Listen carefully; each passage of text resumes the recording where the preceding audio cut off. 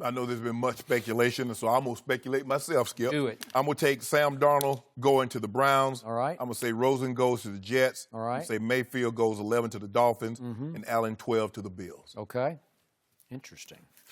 Because I think Darnold to the Browns makes the most sense because he has the least red flags as far as off the field. You know, we know what Baker Mayfield has done. Now we're finding out about the tweets that Josh Rosen had when he was in high school. Josh Allen. Josh Allen had when he was in high school. And so when you go in number 1 overall, all these guys are going to be expected to be faces of the franchises.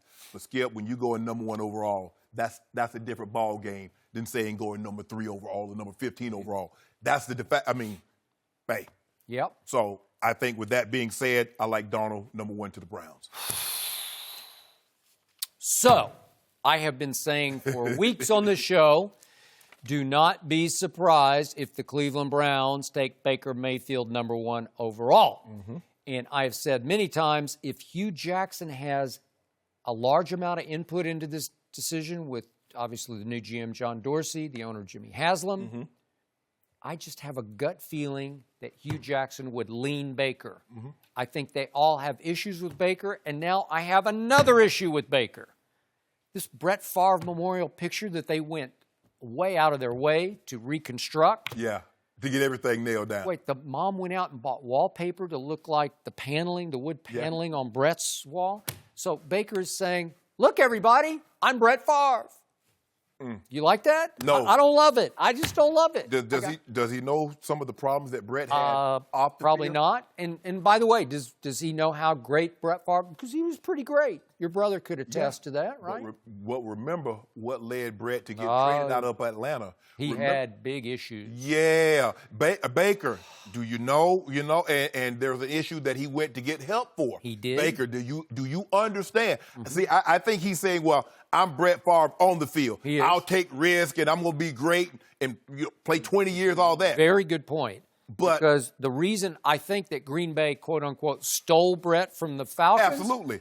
He had some big alcohol issues to start with, Yeah. and then he had some pain medication issues that he needed help for, well, right? put it like this here. He spent more time in Buckhead than he did up in Swanee. He did. Well said. And Swanee is where the training used to be. It's in Flowery Branch now. Yeah. But, Skip, why? Why? I don't know. So if you draft Baker Mayfield, this is what you're going to get. You're going to have to put up with that. He's going to plant flags. He might grab his crotch. And you just hope he doesn't get arrested for public intoxication. You just hope he doesn't go full-on Johnny Manziel and go completely over the edge as Johnny did from alcohol to drugs as a Cleveland Brown. So is it possible the Cleveland Browns would risk taking the next Johnny Manziel after they flamed out so ingloriously with the real Johnny Manziel? Is it possible?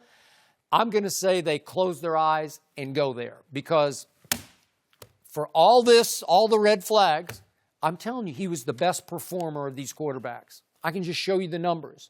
He's got a big arm, nice, not a huge arm, but a good arm. Can throw the deep ball, high football IQ, operated a very complex Lincoln Riley offense at Oklahoma, and put up the top QBR in college football total QBR the last 2 full football seasons. 41 touchdowns last year to only 6 interceptions. And I keep calling him a careful risk taker on the field. He tries things where I say, uh-oh, that's an interception. And then he manages not to throw the interception. Right. He knows where to miss the gamble.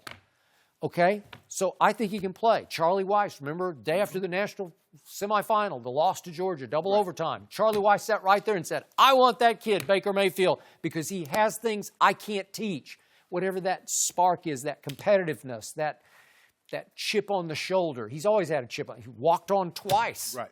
The thing is, Skip, all these guys have flags, have some, whether there's turnovers, whether it's, intellectually being challenged or however, how he takes the coaching or issues off the field. So everybody has the issues. Basically, you put on a blindfold, they spin you around, and whichever one you touch, he's coming. Okay.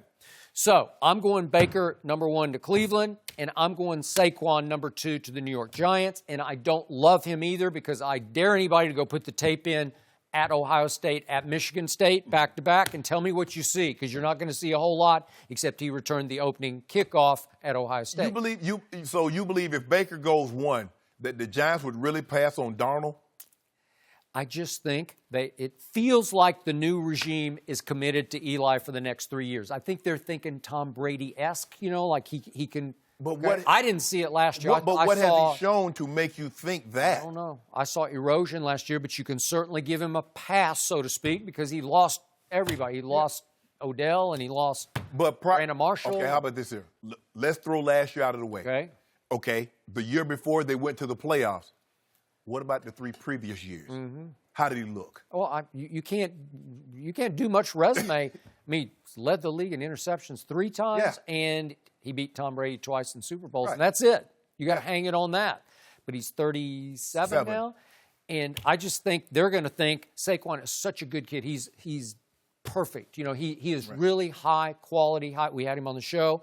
High caliber. You can trust him. Right. However good he can be, he's going to be that good right away. Mm-hmm. And he will be there for you every Sunday. And there's something to be said for that. Right. So I think they're going to try to pair him up with Eli to take some pressure. They went and got Nate Solder from the Patriots to be their left tackle. Good. And if Odell is still a Giant, we don't know if that's going to change. Pat Sherman said he's definitely going to be a Giant in 2018. So guess what? That leaves in my draft here, my little mock, day before mock or day of mock. That leaves Sam Darnold going to the Jets. We got some Jets fans in our control room. I think they would love that because I don't think they quite trust Baker Mayfield. So Sam Darnold would fall to the Jets, and then the Browns get another shot, and I assume it would be Bradley Chubb because, again, it's another guy I watched a lot, and he didn't just leap off my screen. Right. But again, he's the highest-rated player on the board, which brings us to the 5th overall pick belongs to your man John Elway.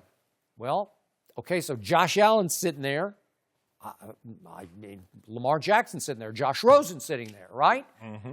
Would he do any of that? Would he go? And remember, Josh Allen, for all the problems we just talked about, he looks just like John Elway, right? Yeah. Measurables. Yep. Exactly. Definitely. Prototype. Yes. He's Elway-esque. And then, but minus the production in college. Minus the production. So all he has is the physical. He has the physical traits of John Elway. Sort of body type. He looks just like John. 6'4", 235, 240. Okay, pretty good. I say John says no to a quarterback. I say he just says, I'm going forward with Case Keenum. I'll have to figure it out next year. Right. And to me, I'm going to say it one time and one time only. I think the best player in this draft at a position is Roquan Smith from Georgia. Yeah, he's he can fly. He's just special. Yeah. I like Minka Fitzpatrick also. I do too. But Roquan against my Sooners and Baker Mayfield, he was everywhere. Yeah, he is a football player. He can run and hit. Yeah. I mean, he's a guy you can plug in, and he's just going to be a Pro Bowl player, I think, for 10, 12 years. Mm-hmm. Okay, so that's what I would do there, which drops these quarterbacks down to Joy's team drafting 11th, the Miami Dolphins. I say they take Josh Rosen. That's my gut feeling, which leaves Josh Allen, suddenly a controversial figure on the board, and the Buffalo Bills are still sitting at 12, and this obviously hinges on whether they would move up before the draft. I would say they would close their eyes and take Josh Allen at 12. They've got A.J. McCarron now to get them through a year or two, and they would go Josh Allen. But Josh Allen, given what we just talked about in our previous topic, he could fall through the whole first round. He could. Yeah. Seriously. Yeah. Amazing. And the wild card to all this mix is Lamar Jackson. And we're going to hit him head on here in just a second. Skip, you guys, the Cowboys, remember you guys got Lyle Collins. 19th. When he fell in the draft. Well, he fell out of the draft. Yeah, exactly. Because of some unsubstantiated. Yes. There was a lot of conjecture about his involvement in a murder. And they come, nothing. But you just cost that man probably $15 million. You probably did. Because I think he was a top 10. Yeah, absolutely. Yeah. Yeah. Interesting. Thanks for watching. Subscribe here to get the latest from the show. And be sure to check out more of the best clips from Undisputed or go watch a few segments from our other shows on FS1.